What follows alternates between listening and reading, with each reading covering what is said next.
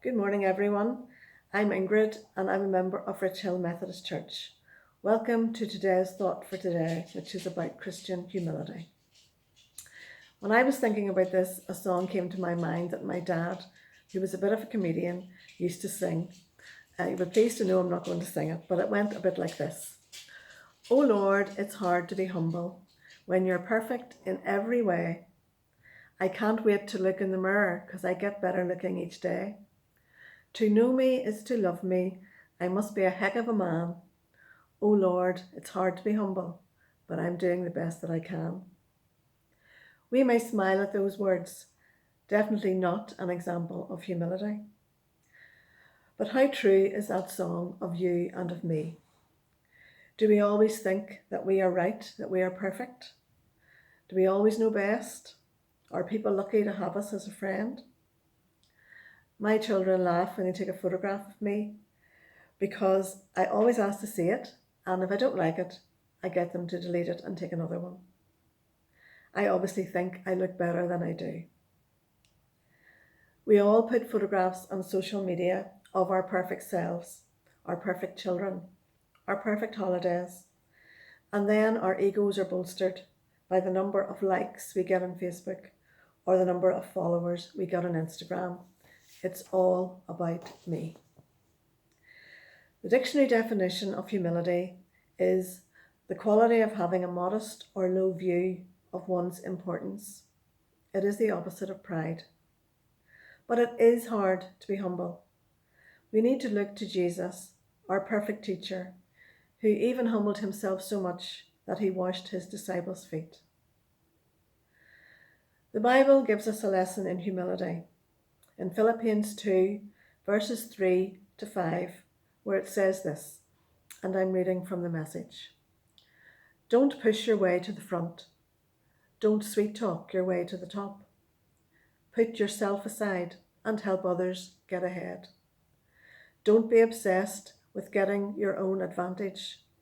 Forget yourselves long enough to lend a helping hand. Think of yourselves the way Christ thought of himself.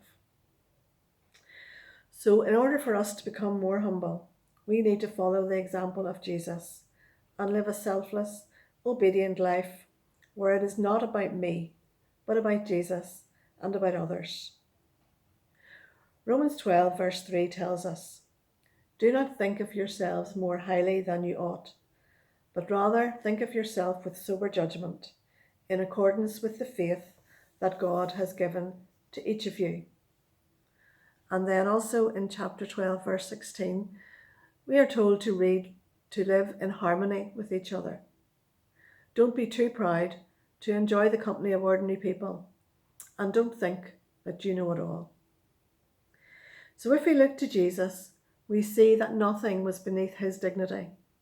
He associated with tax collectors, sinners, prostitutes, the very people in society that many look down on.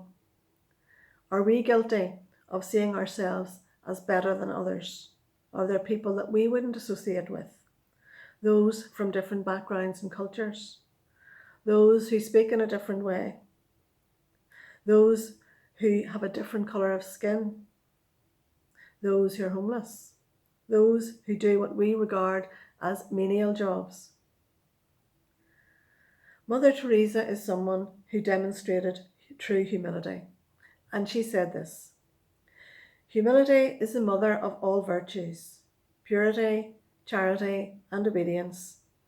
It is in being humble that our love becomes real, devoted, and ardent. Like Mother Teresa, we need to follow the example of Jesus and take on a perfect servant heart.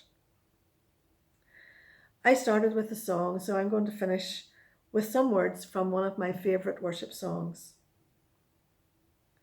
From heaven you came, helpless babe, entered our world, your glory veiled, not to be served, but to serve, and gave your life that we might live. And then the last verse, it says, so let us learn how to serve, and in our hearts enthrone him, each other's needs to prefer, for it is Christ we're serving. So I pray that today, by his strength, we can put our own selves aside. We can reach out to others, and that they will see our actions and attitudes and see the humble servant heart of Christ. Have a good day.